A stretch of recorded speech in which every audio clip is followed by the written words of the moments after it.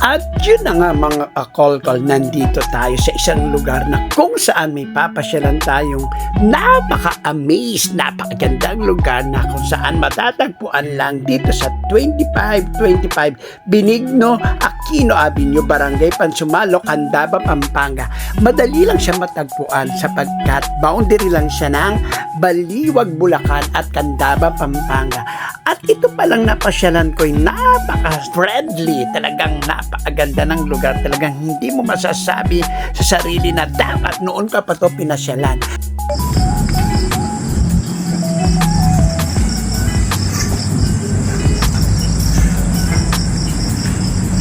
Floating restaurant. So, ito po yung maganda nilang kubo. At dito po yung pang-pamilyang marami. Sa tabi po tayo ng river.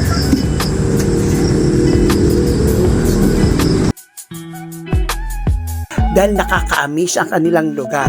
At take note, ang kanilang lugar ay al-fresco dining, kids-friendly restaurant, pets allowed, ample parking space, CCTV motorized facility, clean air zone, at along National Road. Ito yung sinasabi ko sa inyo na boundary lang ng Baliwag, Candaba Road.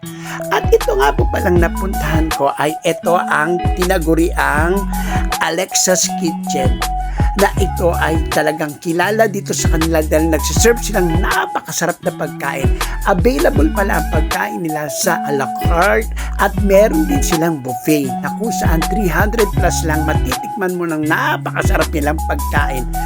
At ito yung mga typical na pagkain na kung saan Filipino food na talagang must try. Alam niyo ba, ang pinakagusto ko rito sa Alexa by Kitchen na nagustuhan kong number 1 sa aking listahan ay ang kanilang sisig bangus. At take note, hindi lang basta mga main dish ang inyong matitikman.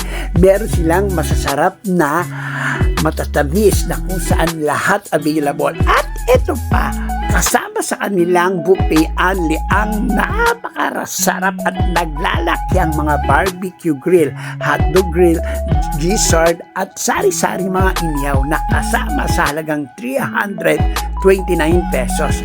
At ito pa lang lugar nila ay masyadong Instagrammable. Talagang mapapapicture ka, mapa-left, right, o front. At ito pa, for sure lang, talagang madadagdagan na naman ang bill ni Daddy Call. At ito nga, na-amaze talaga ako sa lugar nila. Talagang gumala muna ako dahil ngayon lang ako nakakita ng kainan na may floating, bibihira, pero hindi ko masabi sa sarili ko, meron lang palang malapit dito sa amin, along Candaba. At ito na nga po, sisimulan na natin kumain at kumuha na ako ng mga nagsasarapan nilang pagkain. Lahat actually ng pagkain nila must try. Kaya ang akin lang talagang number 1 sa lista na ang kanilang napakasarap na sisig bangus.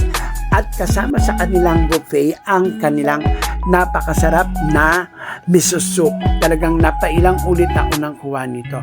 At ito nga po, sisimulan na natin kumain.